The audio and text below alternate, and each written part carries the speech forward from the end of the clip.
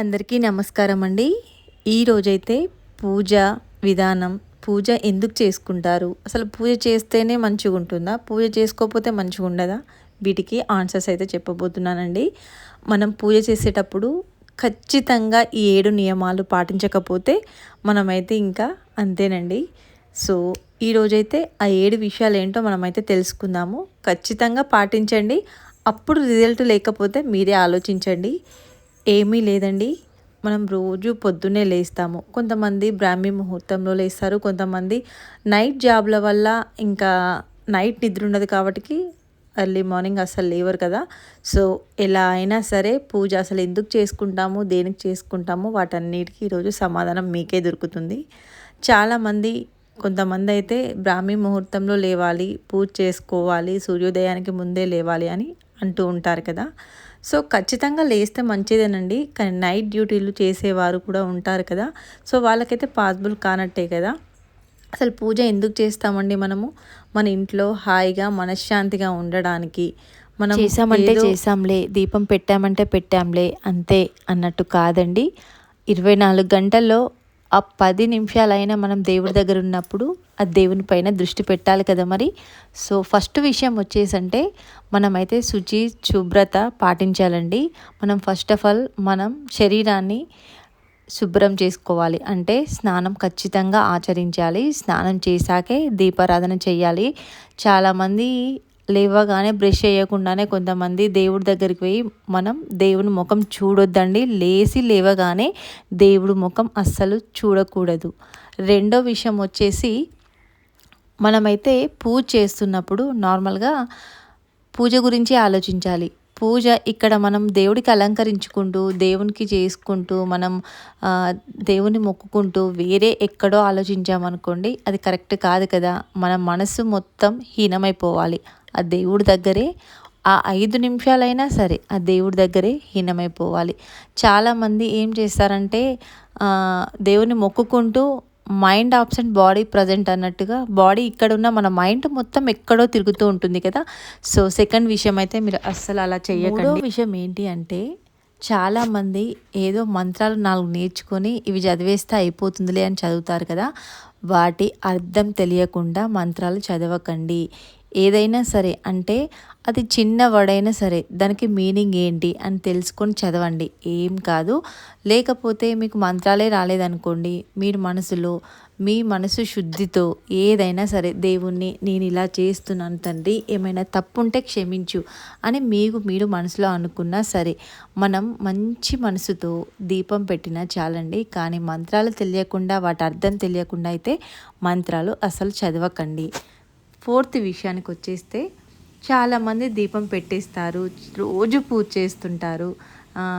పొద్దున్నుంచి సాయంత్రం వరకు దేవుని చాలామంది కొలుస్తూనే ఉంటారు. దైవం ఇష్టం ఉండని వారు ఎవరు ఉండరు చెప్పండి. కానీ దైవాన్ని కొలిచి మీరు ఫస్ట్ ఆఫ్ ఆల్ ఇంకొకరికి మీరు నిజాలే చెప్పాలి, కానీ అబద్ధాలు అస్సలు చెప్పకూడదండి. ఇది ఫోర్త్ విషయం.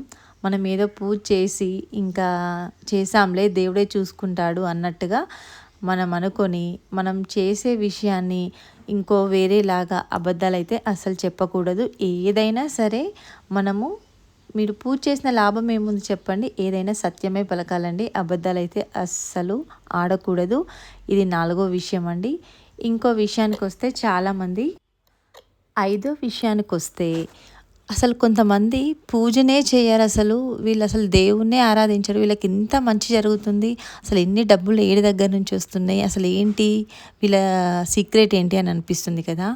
కొంతమంది పూజ చేయకపోయినా మనసులో ఒక్కసారి దేవుని మనస్ఫూర్తిగా స్మరించుకొని వాళ్ళు చేసే పనిలో నిజాయితీ, మాట్లాడే మాట కరెక్ట్గా ఉందనుకోండి, దేవుడికి ఎక్కడో ఉండడండి. దేవుడు మీతోటే ఉంటాడు ఎల్లప్పుడూ. మనం చేసే పనిలో, మనం మాట్లాడే మాటలో ఎప్పుడు నిజాయితీ ఉండాలి. అప్పుడు ఎక్కడో ఉండడండి, మీతోటే ఉంటాడు దేవుడు. ఇది మాత్రం అస్సలు మర్చిపోకండి. 6వ విషయానికి వస్తే చాలామంది దీపం పెట్టేసి ఇంకా కోరిక కోరుకుంటే అయిపోతుంది, ఏదో ఒకటి కోరిక కోరుకోవాలి అని అనుకుంటారు కదా. లేదండి, కోరికల గురించి అయితే అసలు దీపం పెట్టకండి. కోరికలు అనేది కోరుకోవద్దండి. మనం ఇంట్లో ఆయుర ఆరోగ్యాలతో ఉండాలని కోరుకోవాలి. అందరూ బాగుండాలి, అందులో మనం ఉండాలని అనుకోవాలి. కానీ నేను ఈరోజు ఈ పూజ చేశాను, నాకు ఇది కావాలి, నేను ఇది చేశాను, ఇంకోటి కావాలి అని అస్సలు దేవుణ్ణి అడగకూడదండి. అలాంటప్పుడు మనం పూజ చేసిన ప్రతిఫలం కూడా ఉండదు. ఇంకా 7వ విషయానికి చాలా మస్ట్ అండి, అందరికీ చెప్తున్నాను. ఒకరు చేశారనో ఇంకోరు చేస్తే ఇది అవుతుందేమోనని అస్సలు అలాంటివి చెయ్యకండి.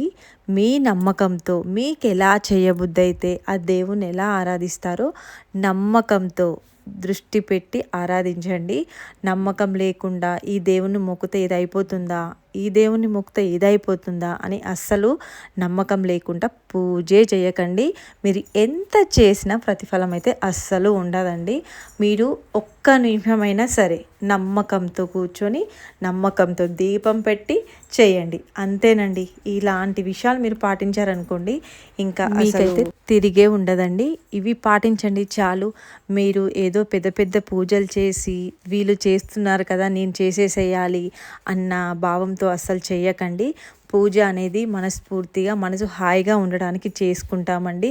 ఎవరో ఏదో పెట్టారని మనకు కూడా కావాలి, ఇలా మొక్కితే ఇది అవుతుందేమోనని నమ్మకం లేకుండా పూజ చేయకండి. మీకు ఎలా అనిపిస్తే అలా ఒక 4 పువ్వులతో దేవుడికి పెట్టేసి బెల్లం ముక్క పెట్టి మీరు మనస్ఫూర్తిగా ఒక్క నిమిషమైనా దేవుణ్ణి మొక్కుకుంటే చాలండి. అంతే.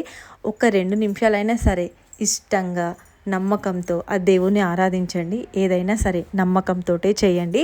ఇంకో విషయానికి వస్తే మనం మార్నింగ్ లేవగానే ఆడవారైతే ఖచ్చితంగా ఏ పనైనా స్నానం చేసినాకనే చేయాలండి. ఇల్లు ఊడవకూడదండి, స్నానం చేశాకే ఇల్లు ఊడ్చాలి ఆడవారైతే. ఎందుకంటే చాలామంది లేవగానే పనంతా అయిపోయాక స్నానం చేస్తారు కదా, కానీ చీపురు కట్ట లక్ష్మీదేవితో సమానం కదా. ఫస్ట్ ఏ పనైనా సరే మనం స్నానం ఆచరించాకే ఏ పనైనా చేసేసేయాలి. కావాలంటే మీరు ఇంకోసారి తలస్నానం కాకుండా ఉట్టి స్నానం కూడా చేసుకోవచ్చండి.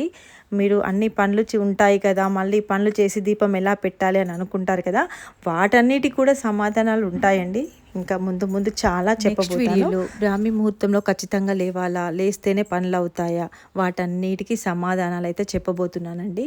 అంటే చాలామంది జాబ్లు ఉంటాయి, కొంతమందికి నైట్ షిఫ్ట్లు ఉంటాయి, చాలా వరకు సాధ్యం కాదు కదా. సో నెక్స్ట్ వీడియోలో అయితే దాని గురించి అయితే మాట్లాడుకుందాము. సో కొత్తగా చూస్తున్న వారైతే మన ఛానల్ని సబ్స్క్రైబ్ చేసుకోండి. థ్యాంక్స్ ఫర్ వాచింగ్ అండి.